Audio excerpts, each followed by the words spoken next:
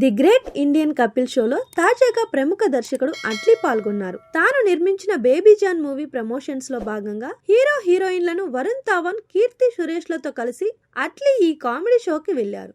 అట్లీని ఉద్దేశించి మీరెప్పుడైనా ఒక స్టార్ హీరోని మొదటిసారి కలిసినప్పుడు అట్లీ ఎక్కడా అని ఎవరైనా మిమ్మల్ని ప్రశ్నించారా అని పరోక్షంగా ఆయన రంగు గురించి ప్రస్తావించారు. దీంతో కపిల్ శర్మకు దిమ్మ తిరిగేలా అట్లీ సమాధానమిచ్చారు.